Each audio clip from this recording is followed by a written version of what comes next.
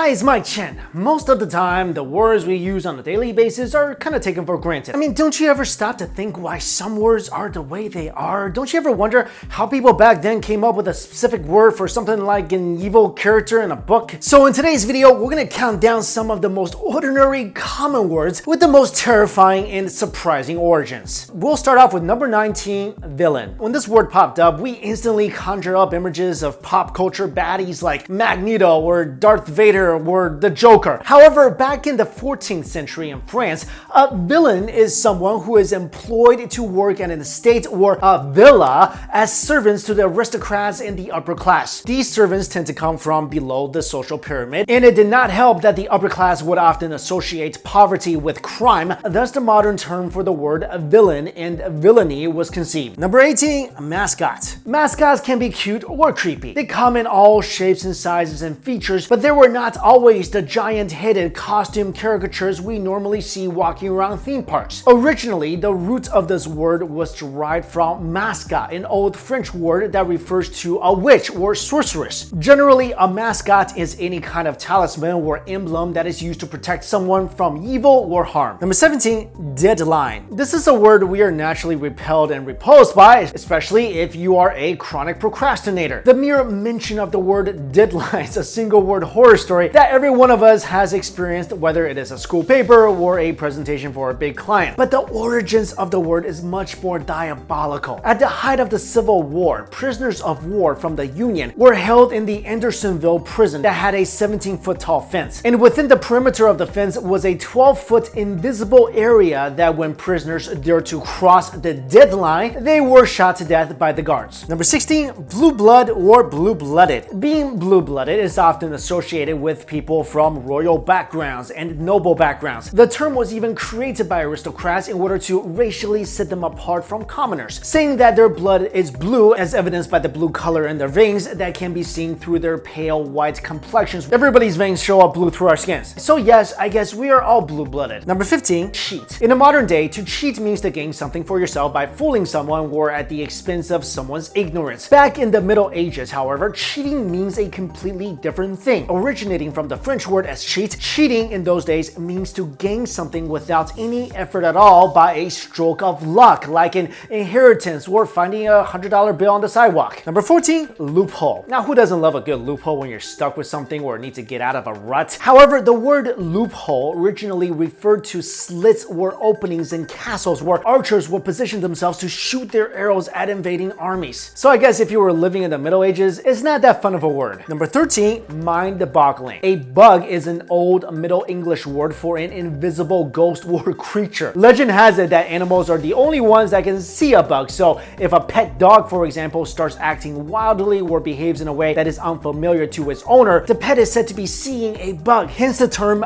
mind-boggling was coined that now carries the meaning confusing or startling. Number 12, aghast. While we're still on the subject of invisible ghosts, the word aghast has a literal meaning in its original context. Today we use the word to describe being surprised or frightened. However, if we would dissect the word, it literally means to be frightened by a ghost, with the root aghast being the old English word for ghost. Number 11, handshake. The origin of this word is mainly from its practice. When we walk into a boardroom or get introduced to someone, the common practice, of course, is to reach out and shake their hand as a sign of acknowledgement and respect. But in the sword-carrying and knife-wielding era of history, the practice of shaking someone's hand was to make sure that he does not have any concealed weapons, as the right hand is normally what people would use to wield a weapon or a sword or a pistol. In the Middle Ages, another layer was added onto this practice. People generally shook with their right hands because the left hand was the hand used to clean poop. Number 10, geek. The word geek has gone through a lot over the years, from being the ridiculed individuals in school to the now cult status they are placed in thanks to people like Steve Jobs, Stephen Hawking, and Stan Lee. But the origins of this word is pretty bloody and kind of gross. Derived from the Dutch word gek in the 16th century, geeks are circus performers and sideshow attractions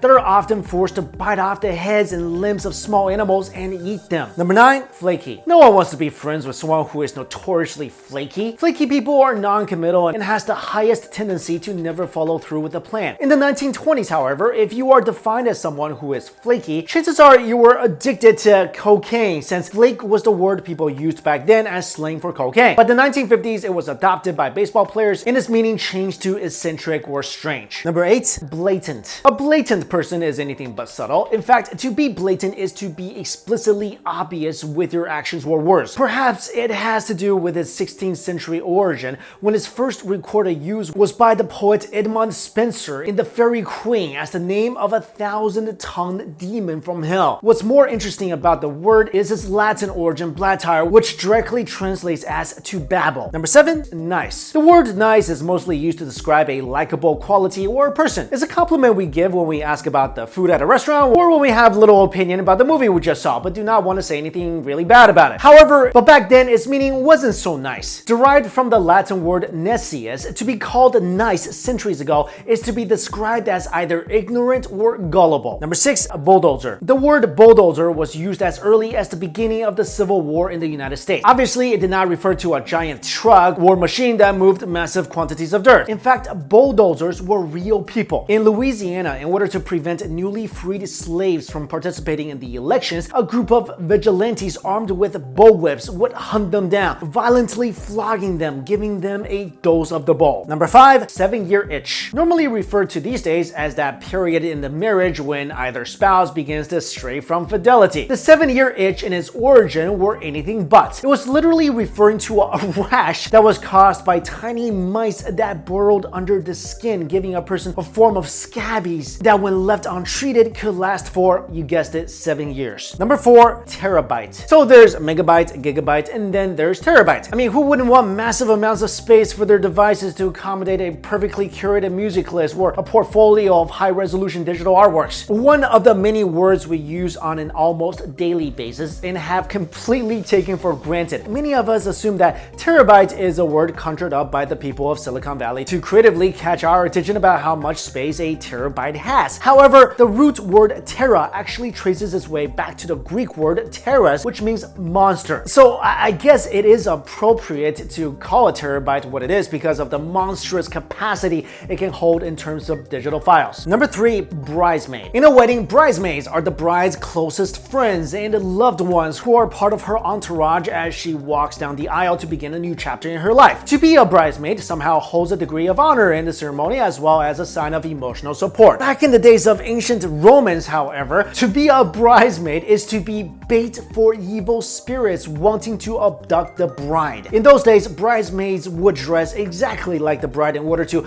confuse these evil spirits and hopefully get them to leave. Number 2, best man. The best man can be the groom's brother, cousin, best friend, or someone he has high respect and admiration for. Unlike the origins of the bridesmaids, the groom's best man is a little more sinister. In the Dark Ages, the practice of picking a best man for the groom is customary if he is looking for a bride. But the best man in this case are best men, as there were usually 2, and they would stand side by side with the groom as they pillaged and kidnapped women to potentially be a bride. They were literally the best men who were picked for the job. Finally, number 1, siren. We usually associate the word siren with a wailing, screaming instrument attached to an ambulance or any emergency vehicle. Or we would see it in phrases like siren song or a siren call, referring to that magnetic force that brings us to something that strongly attracts our attention. A siren, however, is a mythical creature from Greek mythology that is akin to mermaids. But what they normally do is attract prey, who are mostly seamen and sailors. They do this by singing a hypnotic tune to lure their ships to their waters and then drown and eat the sailors. While the sirens are particularly dark and terrible creatures, it is their quality of effortless calling attention that is widely used in modern day expressions and even in the products we buy when we walk into that coffee house that has that lady on that green logo. Alright guys, thank you all so much for watching this video. I'll see you later.